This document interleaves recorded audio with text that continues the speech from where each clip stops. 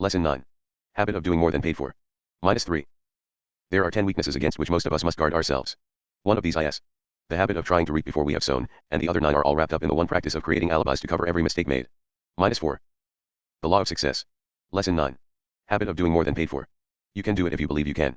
It may seem to be a departure from the subject of this lesson to start the lesson with a discussion of love, but, if you will reserve your opinion until you have completed the lesson, you may be ready to agree that the subject of love could not have been omitted without impairing the value of the lesson. The word love is here used in an all-embracing sense. There are many objects, motives, and people which arouse one's love nature. There is some work which we do not like, some that we do like moderately, and, under certain conditions, there may be work that we actually love. Great artists, for example, generally love their work. The day laborer, on the other hand, usually not only dislikes his work, but may actually hate it. Work which one does merely for the sake of earning a living is seldom liked. More often at once disliked, or even hated. -5. When engaged in work which he loves, a man may labor for an unbelievably long period of hours without becoming fatigued. Work that a man dislikes or hates brings on fatigue very quickly.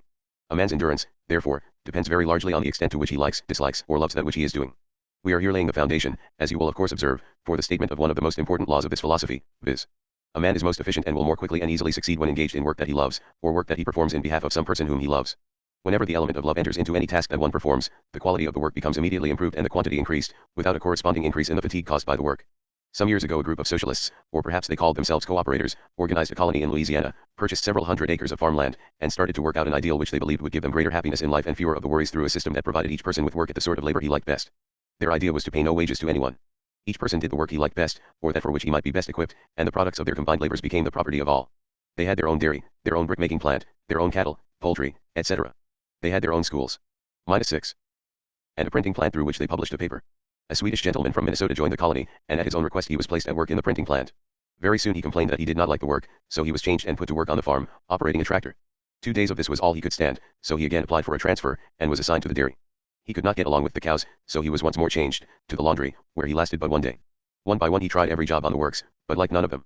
It had begun to look as if he did not fit in with the cooperative idea of living, and he was about to withdraw when someone happened to think of one job he had not yet tried in the brick plant, so he was given a wheelbarrow and put to work wheeling bricks from one end of the kilns and stacking them in piles, in the brickyard. A week's time went by and no complaint was registered by him. When asked if he liked his job he replied, "This man just the job I like." Imagine anyone preferring a job wheeling bricks. However, that job suited the Swede's nature. He worked alone, at a task which called for no thought, and placed upon him no responsibility, which was just what he wanted. He remained at the job until all the bricks had been wheeled out and stacked, then withdrew from the colony because there was no more brick work to be done. The nice quiet job ban finished, so I ban go back to Minnesota, and back to Minnesota he went. -7. When a man is engaged in work that he loves, it is no hardship for him to do more work and better work than that for which he is paid, and for this very reason every man owes it to himself to do his best to find the sort of work he likes best. I have a perfect right to offer this advice to the students of this philosophy for the reason that I have followed it, myself, without reason to regret having done so. This seems to be an appropriate place to inject a little personal history concerning both the author and the law of success philosophy, the purpose of which is to show that labor performed in a spirit of love for the sake of the labor, itself, never has been and never will be lost. This entire lesson is devoted to the offering of evidence that it really pays to render more service and better service than one is paid to render. What an empty and useless effort this would be if the author had not, himself, practiced this rule long enough to be able to say just how it works out. For over a quarter of a century I have been engaged in the labor of love out of which this philosophy has been developed, and I am perfectly sincere when I repeat that which I have stated elsewhere in this course, that I have been amply paid for my labors, by the pleasure I have had as I went along, even if I received nothing more. My labors on this philosophy made it necessary, many years ago, for me to choose between immediate monetary returns, which I might have enjoyed by directing my efforts along purely commercial lines, and remuneration that comes in later years, and which, -8, is represented by both the usual financial standards and other forms of pay which can be measured only in terms of accumulated knowledge that enables one to enjoy the world about him more keenly. The man who engages in work that he loves best does not always have the support, in his choice, of his closest friends and relatives. Combating negative suggestions from friends and relatives has required an alarming proportion of my energies, during the years that I have been engaged in research work for the purpose of gathering, organizing, classifying and testing the material which has gone into this course. These personal references are made solely for the purpose of showing the students of this philosophy that seldom, if ever, can one hope to engage in the work one loves best without meeting with obstacles of so one any nature. Generally, the chief obstacles in the way of one engaging in the sort of work one loves best is that it may not be the work which brings the greatest remuneration at the start.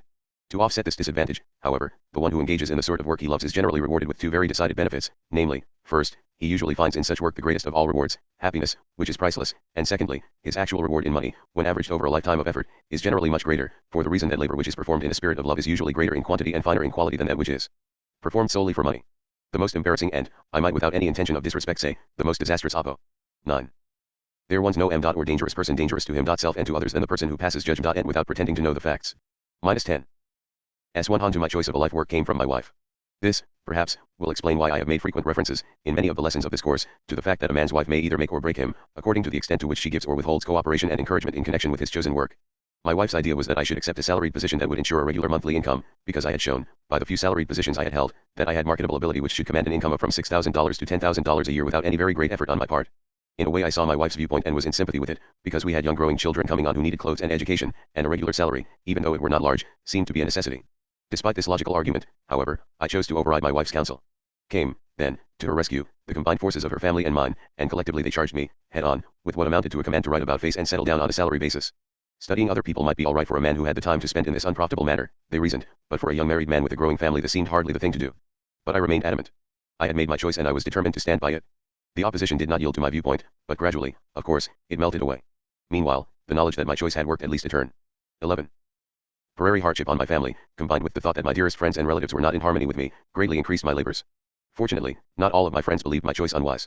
There were a few friends who not only believed I was following a course that would ultimately bring me out somewhere near the top of the mountain of useful achievement, but, in addition to believing in my plans, they actually went out of their way to encourage me not to be whipped by either adversity or the opposition of relatives.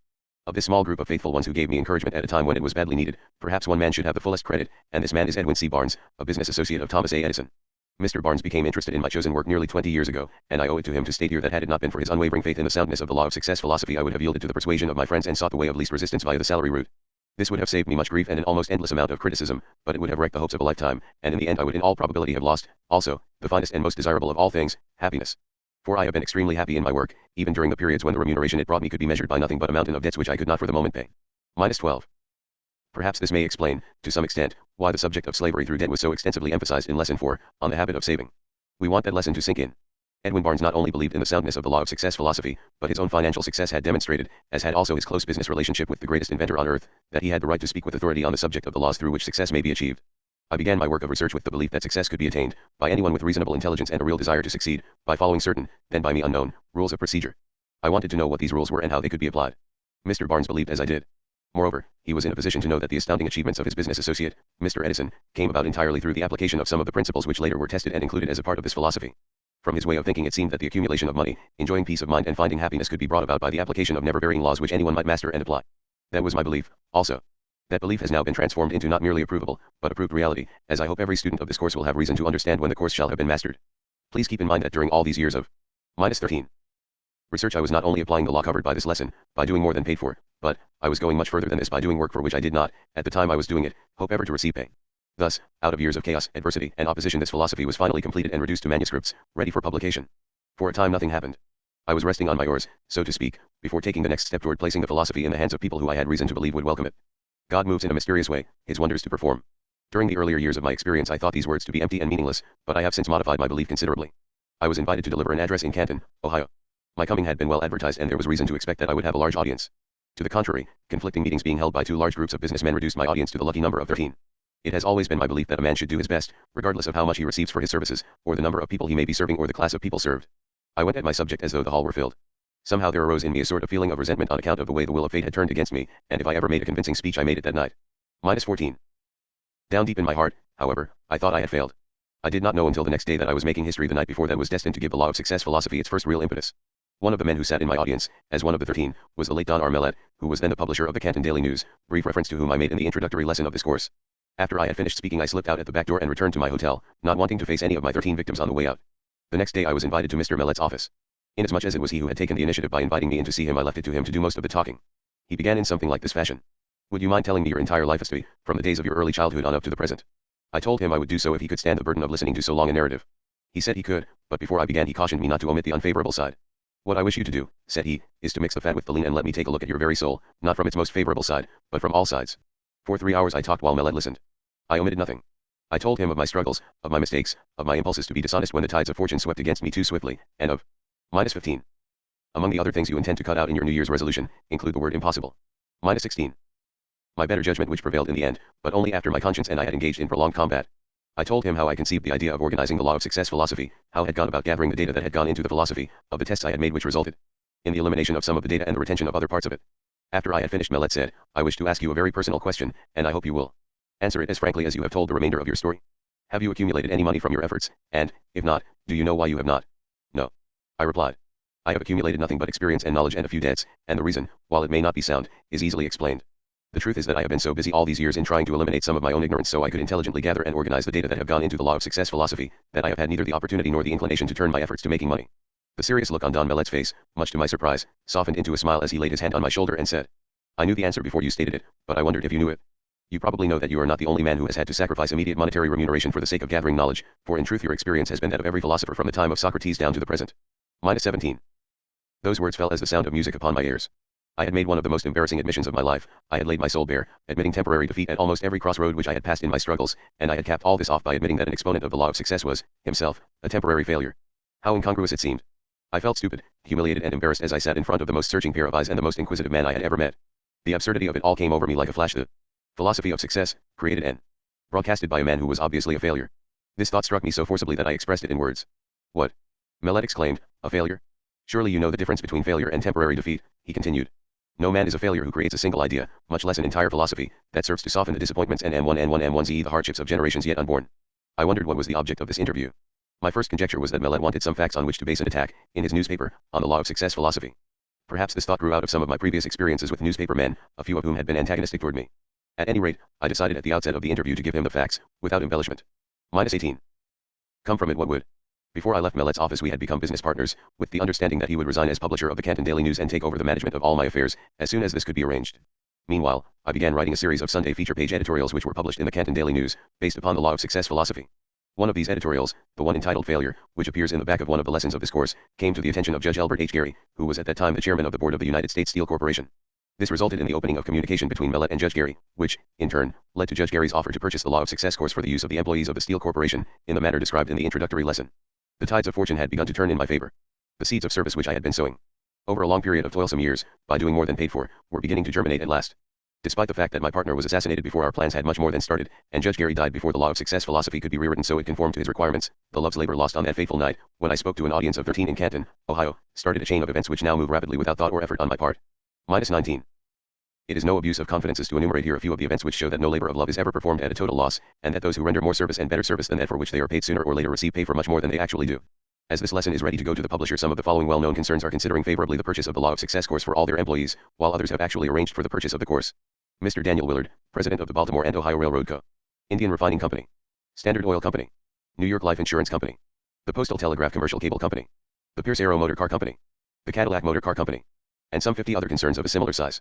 In addition to this, a newly organized club for boys, similar in nature to the YMCA, has contracted for the use of the Law of Success course as the basis of its educational program, and estimates that it will distribute more than 100,000 courses of the philosophy within the next 2 years. Quite aside from these sources of distribution, the Ralston University Press, of Meriden, Con., has contracted to publish and distribute the course to individuals throughout the United States, and perhaps in some foreign countries.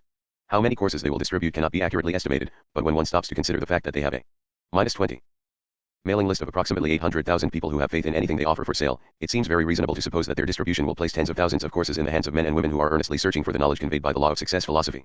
Perhaps it is unnecessary, but I wish to explain that my only object in here relating the story of how the Law of Success philosophy has gained the recognition described is to show how the law upon which this lesson is based actually works out in the practical affairs of life. If I could have made this analysis without the use of the personal pronoun I would have done so. With this background of history concerning the Law of Success philosophy as a whole, and this lesson in particular, you are better prepared to accept as sound the law on which this lesson is based. There are more than a score of sound reasons why you should develop the habit of performing more service and better service than that for which you are paid, despite the fact that a large majority of the people are not rendering such service. There are 2 reasons, however, for rendering such service, which transcend, in importance, all the others, namely. First, by establishing a reputation as being a person who always renders more service and better service than that for which you are paid, you will benefit by comparison with those around you who do not render such service, and the contrast will be so. -21. If ye have faith as a grain of mustard seed, ye shall say unto this mountain, rem abe hence to yonder place, and it shall abe, and nothing shall be possible unto you. -22. Noticeable that there will be keen competition for your services, no matter what your life work may be. It would be an insult to your intelligence to offer proof of the soundness of this statement, because it is obviously sound. Whether you are preaching sermons, practicing law, writing books, teaching school, or digging ditches, you will become more valuable and you will be able to command greater pay the minute you gain recognition as a person who does more than that for which he is paid. Second, by far the most important reason why you should render more service than that for which you are paid, a reason that is basic and fundamental in nature, may be described in this way. Suppose that you wish to develop a strong right arm, and suppose that you try to do so by tying the arm to your side with a rope, thus taking it out of use and giving it a long rest. Would this use bring strength, or would it bring atrophy and weakness, resulting, finally, in your being compelled to have the arm removed? You know that if you wished a strong right arm you could develop such an arm only by giving it the hardest sort of use. Take a look at the arm of a blacksmith if you wish to know how an arm may be made strong. Out of resistance comes strength. The strongest oak tree of the forest is not the one that is protected from the storm and hidden from the sun, but it is the one that stands in the open, where it is compelled to struggle for its existence against the winds and rains and the scorching sun. It is through the operation of one of nature's unvarying laws that struggle and resistance develop strength, and the purpose of this lesson is to show you. -23. How to harness this law and so use it that it will aid you in your struggle for success. By performing more service and better service than that for which you are paid, you not only exercise your service rendering qualities, and thereby develop skill and ability of an extraordinary sort, but you build reputation that is valuable. If you form the habit of rendering such service, you will become so adept in your work that you can command greater remuneration than those who do not perform such service. You will eventually develop sufficient strength to enable you to remove yourself from any undesirable station in life, and no one can or will desire to stop you. If you are an employee, you can make yourself so valuable, through this habit of performing more service than that for which you are paid, that you can practically set your own wages and no sensible E1 employer will try to stop you. If your E1 employer should be so unfortunate as to try to withhold from you the compensation to which you are entitled, this will not long remain as a handicap because other employers will discover this unusual quality and offer you employment. The very fact that most people are rendering as little service as they can possibly get by with serves as an advantage to all who are rendering more service than that for which they are paid, because it enables all who do this to profit by comparison. You can get by if you render as little service as possible, but that is all you will get, and when work is slack and retrenchment sets in, you will be one of the first to be dismissed. For more than 25 years I have carefully -24. Studied men with the object of ascertaining why some achieve noteworthy success while others with just as much ability do not get ahead, and it seems significant that every person whom I have observed applying this principle of rendering more service than that for which he was paid, was holding a better position and receiving more pay than those who merely performed sufficient service to get by with. Personally, I never received a promotion in my life that I could not trace directly to recognition that I had gained by rendering more service and better service than that for which I was paid. I am stressing the importance of making this principle a habit as a means of enabling an employee to promote himself to a higher position, with greater pay, for the reason that this course will be studied by thousands of young men and young women who work for others. However, the principle applies to the employer or to the professional man or woman just the same as to the employee. Observance of this principle brings a twofold reward. First, it brings the reward of greater material gain than that enjoyed by those who do not observe it, and, second, it brings the reward of happiness and satisfaction which come only to those who render such service. If you receive no pay except that which comes in your pay envelope, you are underpaid, no matter how much money that envelope contains. My wife has just returned from the public library with a book for me to read. The book is entitled -25. Observation, Every Man His Own University, by Russell H. Conwell. By chance I opened this book at the beginning of the chapter entitled Every Man's University, and, as I read it through, my first impulse was to recommend that you go to the public library and read the entire book, but, upon second thought, I will not do this. Instead, I will recommend that you purchase the book and read it, not once but 100 times, because it covers the subject of this lesson as though it had been written for that purpose, covers it in a far more impressive manner than I could do it. The following quotation from the chapter entitled Every Man's University will give you an idea of the golden nugget of truth to be found throughout the book. The intellect can be made to look far beyond the range of what men and women ordinarily see, but not all the colleges in the world can alone confer this power. This is the reward of self-culture, each must acquire it for himself, and perhaps this is why the power of observing deeply and widely is so much often found in those men and those women who have never crossed the threshold of any college but the University of Hard Knocks. Read that book as a part of this lesson, because it will prepare you to profit by the philosophy and psychology upon which the lesson is built. We will now analyze the law upon which this entire lesson is founded, namely 26. The law of increasing returns. Let us begin our analysis by showing how nature employs this law in behalf of the tillers of the soil. The farmer carefully prepares the ground, then sows his wheat and waits while the law of increasing returns brings back the seed he has sown, plus a manifold increase. But for this law of increasing returns, man would perish, because he could not make the soil produce sufficient food for his existence. There would be no advantage to be gained by sowing a field of wheat if the harvest yield did not return more than was sown. With this vital tip from nature, which we may gather from the wheat fields, let us proceed to appropriate this law of increasing returns and learn how to apply it to the service we render, to the end that it may yield returns in excess of and out of proportion to the effort put forth. First of all, let us emphasize the fact that there is no trickery or chicanery connected with this law, although quite a few seem not to have learned this great truth, judging by the number who spend all of their efforts either trying to get something for nothing, or something for less than its true value. It is to no such end that we recommend the use of the law of increasing returns, for no such end is possible, within the broad meaning of the word success. Another remarkable and noteworthy feature of the law of increasing returns is the fact that it may be used by those who purchase service with as great returns as it can be by those who render service, for proof of which we have but to study the effects of -27. Ultimately nothing matters very much. The defeat that seems to break your heart today will be but a ripple among the waves of other experiences in the ocean of your life further ahead. -28. Henry Ford's famous $5 a day minimum wage scale which he inaugurated some years ago. Those who are familiar with the facts say that Mr. Ford was not playing the part of a philanthropist when he inaugurated this minimum wage scale, but, to the contrary, he was merely taking advantage of a sound business principle which has probably yielded him greater returns, in both dollars and goodwill, than any other single policy ever inaugurated at the Ford plant.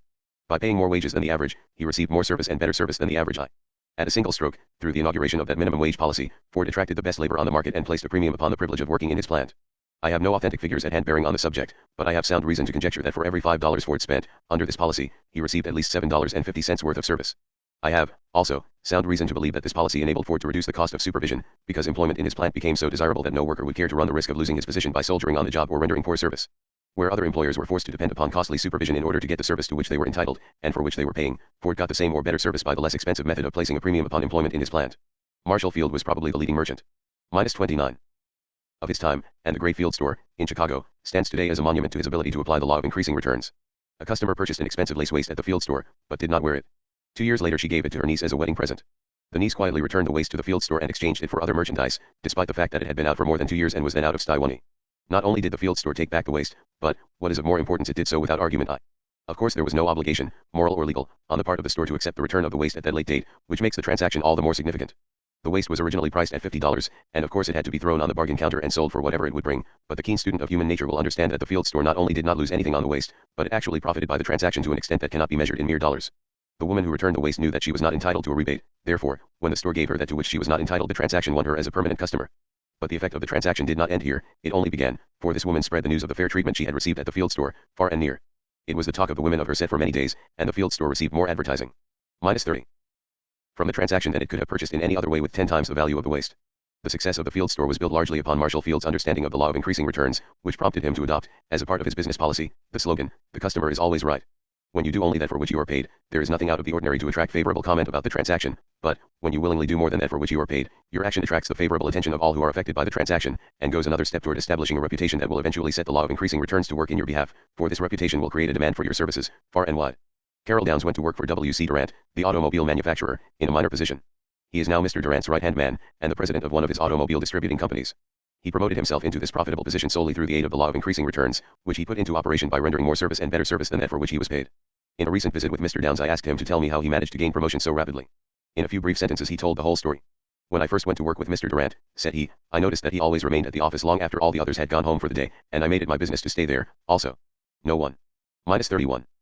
To love praise, but not worship it, and fear condemnation, but not go down under it, is evidence of a well-balanced personality. -32.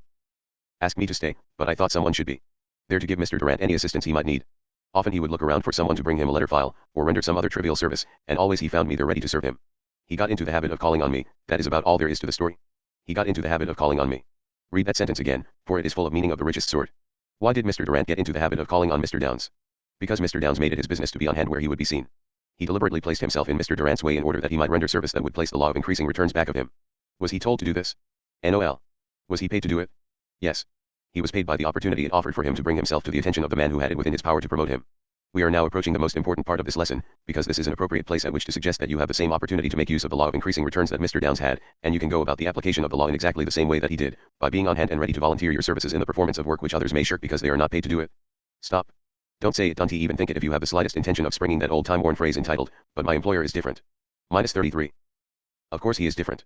All men are different in most respects, but they are very much alike in this they are somewhat selfish. In fact, they are selfish enough not to want a man such as Carol Downs to cast his lot with their competitor, and this very selfishness may be made to serve you as an asset and not as a liability if you have the good judgment to make yourself so useful that the person to whom you sell your services cannot get along without you.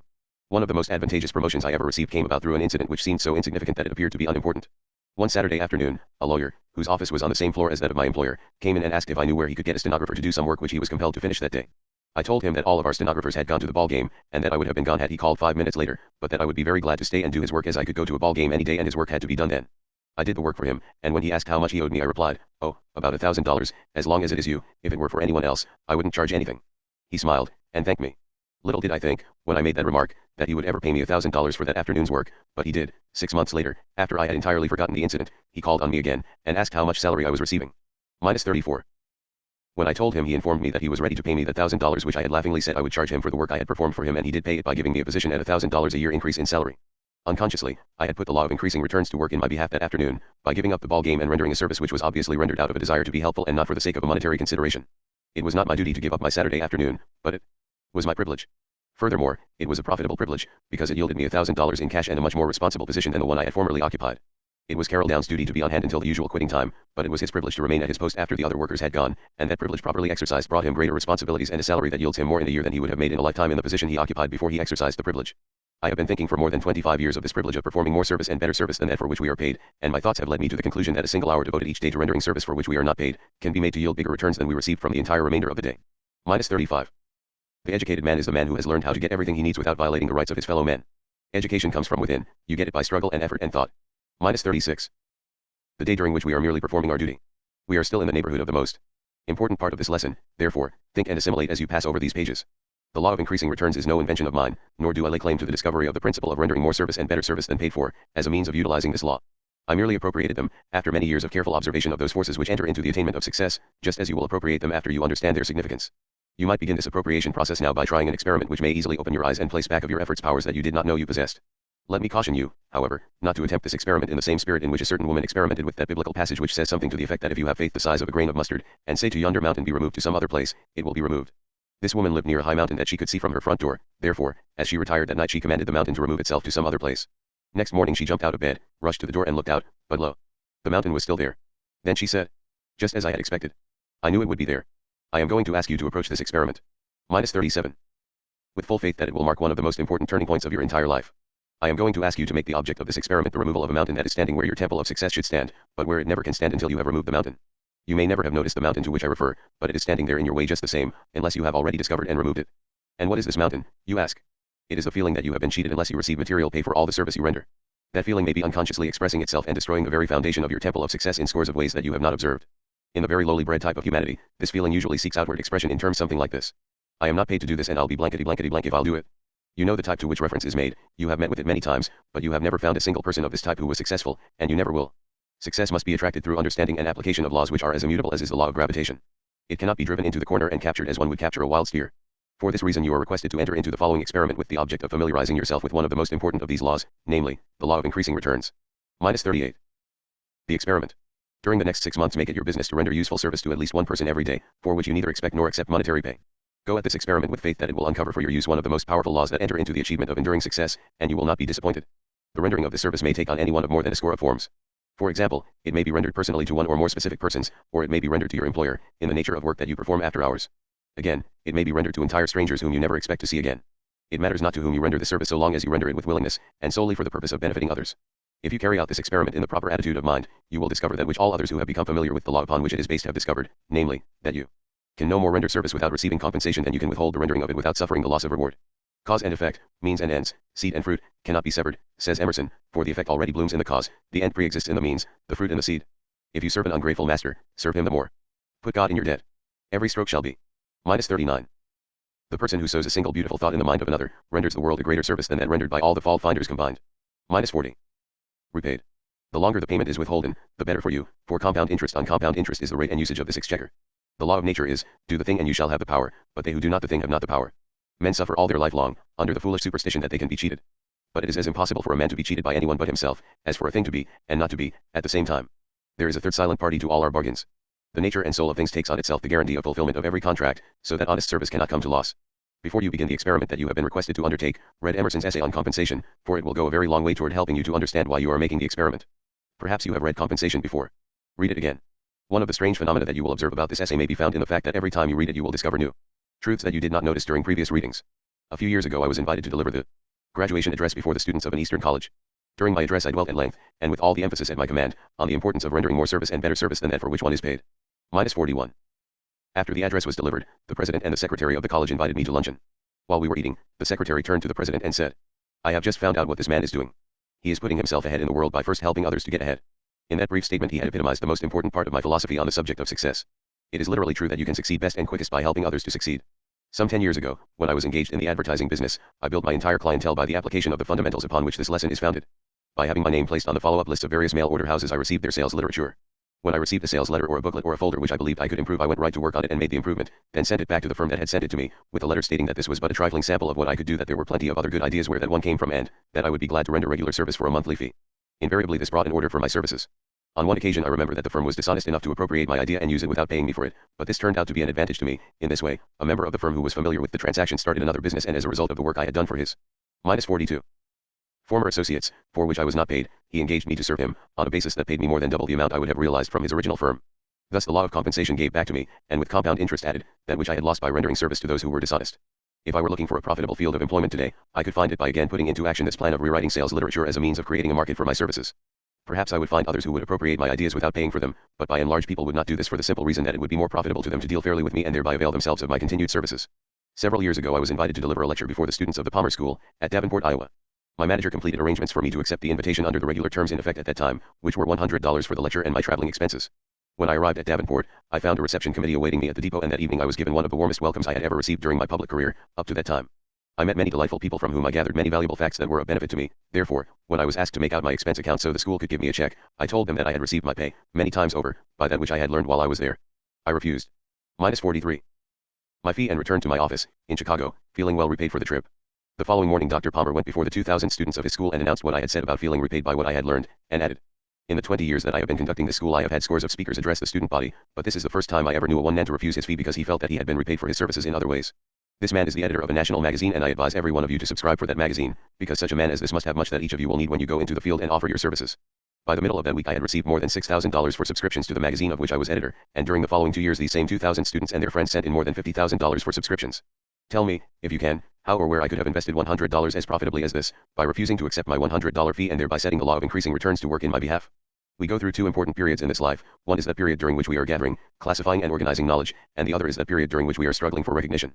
We must first learn something, which requires more effort than most of us are willing to put into the job, but, after we have learned much that can be of useful service to others, we are still confronted. -44. With the problem of convincing them that we can serve them. One of the most important reasons why we should always be not only ready but willing to render service, is the fact that every time we do so, we gain thereby another opportunity to prove to someone that we have ability. We go just one more step toward gaining the necessary recognition that we must all have. Instead of saying to the world, show me the color of your money and I will show you what I can do, reverse the rule and say, let me show you the color of my service so that I may take a look at the color of your money if you like my service. In 191-7 a certain woman who was then nearing the 50-year milepost of life, was working as a stenographer, at $15 a week. Judging by the salary she must have been none too competent in that work. Now note this change. Last year, the same woman cleared a little over $100,000 on the lecture platform. What bridged that mighty chasm between these two earning capacities? You ask, and I answer. The habit of performing more service and better service than that for which she was paid, thereby taking advantage of the law of increasing returns. This woman is well known throughout the country, as she is now a prominent lecturer on the subject of applied psychology. Let me show you how she harnessed the law of increasing returns. First, she goes into a city and delivers a series of 15 free lectures. All may attend who will, without money and without price. -45. No N1 can rise to fan 1 and fortune. Without carrying others along with N1. Its N1 ply cannot be done. -46. During the delivery of these 15 lectures she has the opportunity of selling herself to her audience, and at the end of the series she announces the formation of a class for which she charges $25 per student. That's all there is to her plan. Where she is commanding a small fortune for a year's work, there are scores of much more proficient lecturers who are barely getting enough from their work to pay their expenses, simply because they have not yet familiarized themselves with the fundamentals upon which this lesson is based, as she has done. Now, I would like to have you stop right here and answer this question. If a 50-year-old woman, who has no extraordinary qualifications, can harness the law of increasing returns and make it raise her from the position as stenographer at $15 a week to that of lecturer at over $100,000 a year, why cannot you apply the same law so that it will give you advantages that you do not now possess? Never mind what is to come in the remainder of this lesson until you have answered this question and answered it as it should be answered. You are struggling, either meekly or earnestly, to make a place for yourself in the world. Perhaps you are exerting enough effort to bring you success of the highest order, if that effort were coupled with and supported by the law of increasing returns. For this reason, you owe it to yourself to find out just how you can apply this law to best advantage. Now go back to that question, again, for I am determined that you shall not pass it by lightly. -47. Without G1B1 and G yourself the benefit of at least trying to answer it. In other words, there is no mistaking the fact that you are being brought face to face with a question that vitally affects your future, and, if you evade it, the fault will be with you. You may lay this lesson aside after you have read it, and it is your privilege to do so, without making any attempt to profit by it, but, if you do so, you will never again be able to look at yourself in a mirror without being haunted by the feeling that you have deliberately cheated yourself.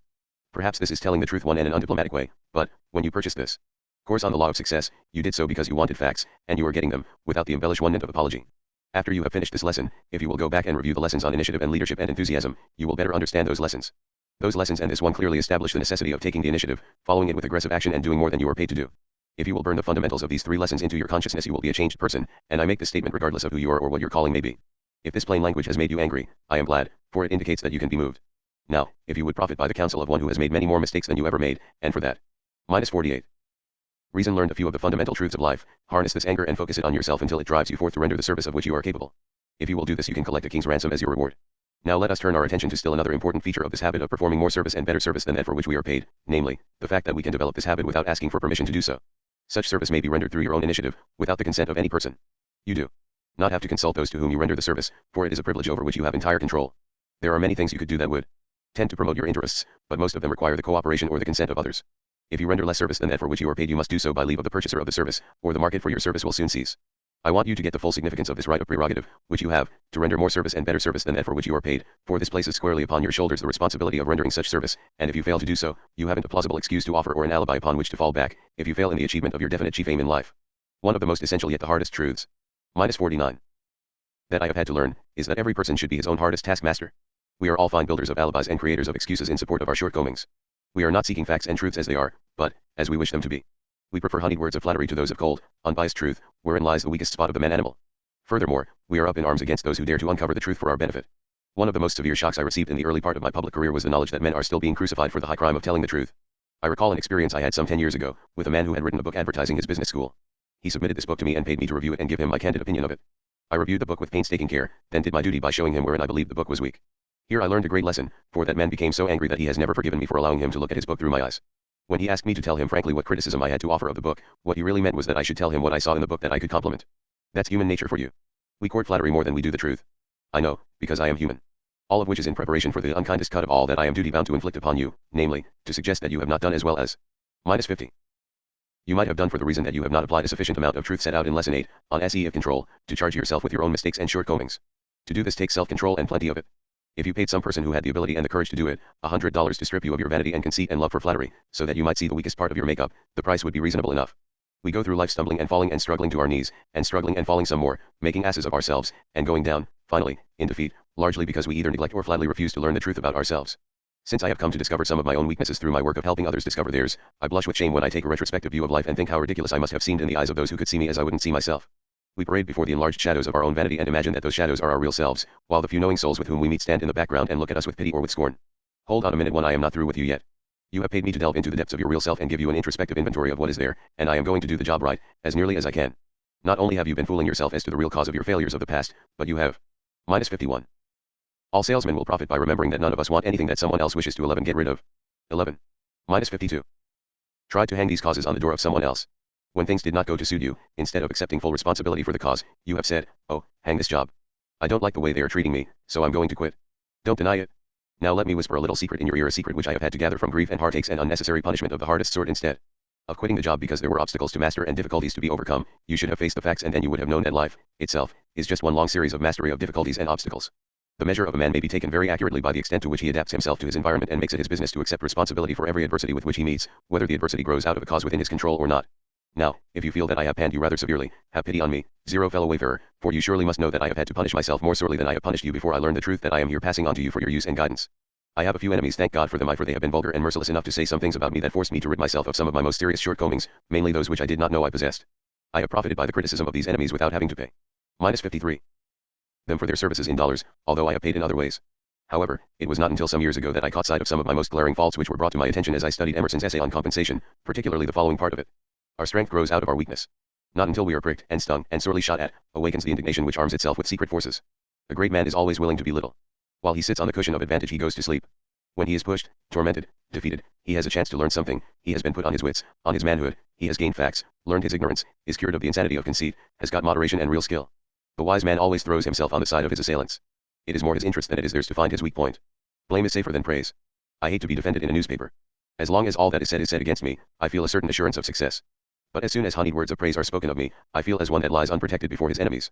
Study this, the philosophy of the immortal Emerson, for it may serve as a modifying force that will temper your metal and prepare you for the battles of life, as carbon tempers the steel. If you are a very young person, you need to study it all the more, for it often requires the stern realities of many years of experience to prepare one to assimilate and apply this philosophy. -54.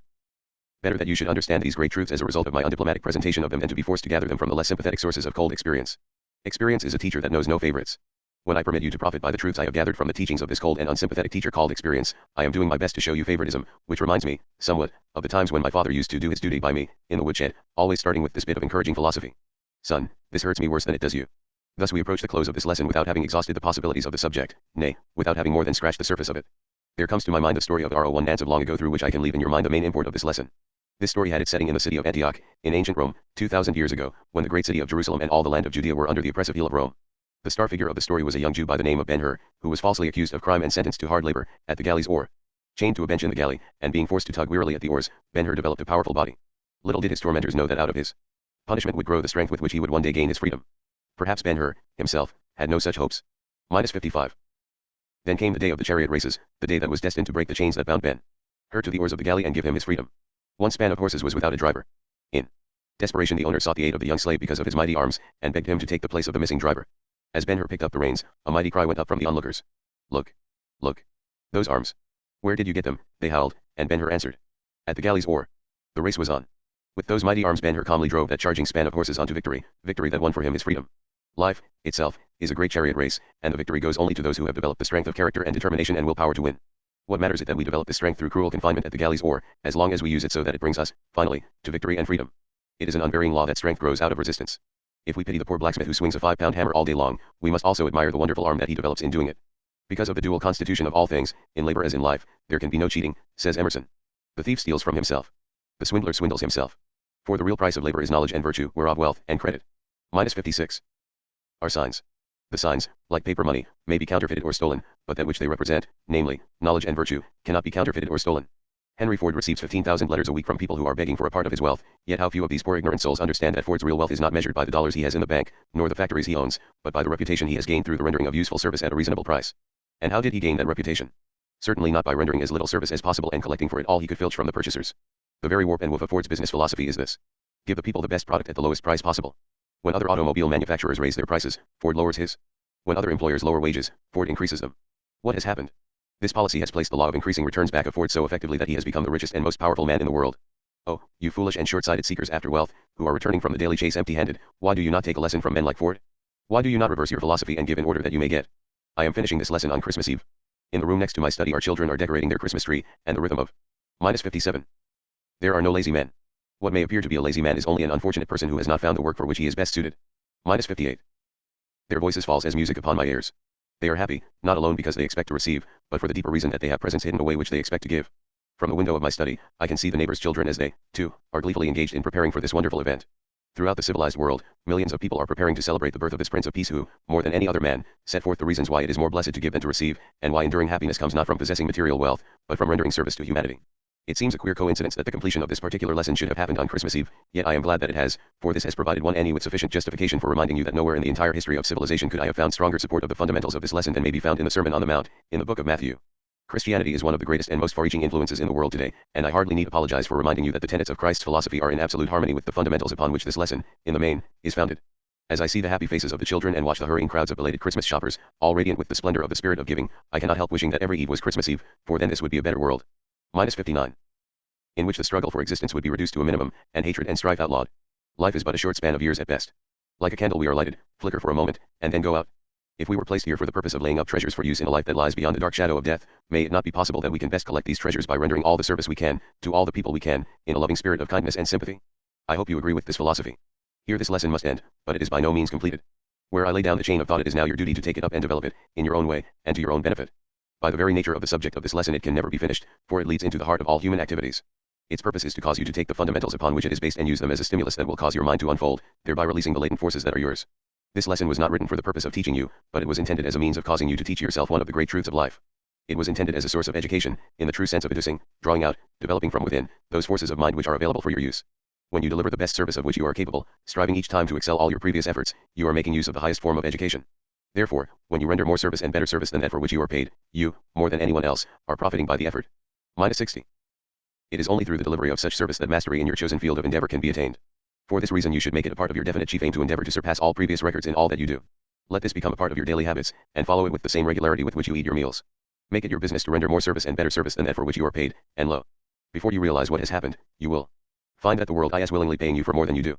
Compound interest upon compound interest is the rate that you will be paid for such service. Just how this pyramiding of gains takes place is left entirely to you to determine. Now, what are you going to do with that which you have learned from this lesson? And when? And how? And why? This lesson can be of no value to you unless it moves you to adopt and use the knowledge it has brought you. Knowledge becomes power only through organization and use. Do not forget this. You can never become a leader without doing more than you are paid for, and you cannot become successful without developing leadership one and your chosen occupation. -61. There is always room one for the N1 and who can be relied upon to deliver the goods when he said he would. -62. The mastermind. And after the lesson visit with the author. A power that can bring you whatever you want on this earth. Success one's achieved through the application of power. In the picture at the top of this page you see two forms of power. At the left you see physical power, produced by nature, with the aid of organized raindrops pouring over Niagara Falls. Man has harnessed this form of power. At the right you see another, and a much more intensive form of power, produced through the harmonious coordination of thought in the minds of men. Observe that the word harmonious has been emphasized. In this picture you see a group of men seated at the director's table in a modem business office. The powerful figure rising above the group represents the mastermind which may be created wherever men blend their minds in a spirit of perfect harmony, with some definite objective in view. -63. Study this picture. It interprets the greatest power known to man. With the aid of the mind man has discovered many interesting facts about the earth on which he lives, the air and the ether that fill the endless space about him, and the millions of other planets and heavenly bodies that flow through space. With the aid of a little mechanical contrivance, which his mind conceived, called a spectroscope, man has discovered, at a distance of 93 million miles, the nature of the substances of which the sun is made. We have lived through the Stone Age, the Iron Age, the Copper Age, the religious fanatic age, the scientific research age, the industrial age, and we enter, now, the age of thought. Out of the spoils of the dark ages through which man has passed he has saved much material that is sound food for thought. While for more than 10,000 years the battle between ignorance, superstition, and fear on the one side, and intelligence on the other, has raged, man has picked up some useful knowledge. Among other fragments of useful knowledge gathered by man, he has discovered and classified the 83 elements of which all physical matter consists. By study and analysis and comparison man has discovered the bigness of the material things in the universe as they are represented by the suns and stars, some of them over 10 million times as large as the earth on which he lives. On the other hand, man has discovered the littleness of things by reducing matter to -64 molecules, atoms, and finally, to the smallest known particle, the electron. An atom is so inconceivably small that a grain of sand contains millions of them. The molecule is made up of atoms, which are said to be little particles of matter that revolve around each other in one continuous circuit, at lightning speed, very much as the Earth and other planets whirl around the Sun in an endless circuit. The atom, in turn, is made up of electrons which are constantly in rapid motion, thus it is said that in every drop of water and every grain of sand the entire principle upon which the whole universe operates, is duplicated. How marvelous! How stupendous! How do we know these things to be true? Through the aid of the mind. You may gather some slight idea of the magnitude of it all the next time you eat a beefsteak, by remembering that the steak on your plate, the plate itself, and the table on which you are eating and the silverware with which you are eating are all, in final analysis, made of exactly the same material, electrons. In the physical or material world, whether one is looking at the largest star that floats through the heavens or the smallest grain of sand to be found on Earth, the object under observation is but an organized collection of molecules, atoms, and electrons. An electron is an inseparable form of power, made up of a positive and a negative pole. Man knows much about the physical facts of the universe. The next great scientific discovery will be the fact, which already exists, that every human brain is -65. Both a broadcasting and a receiving station, that every thought vibration released by the brain may be picked up and interpreted by all other brains that are in harmony, or in tune with the rate of vibration of the broadcasting brain. How did man acquire the knowledge that he possesses concerning the physical laws of this earth?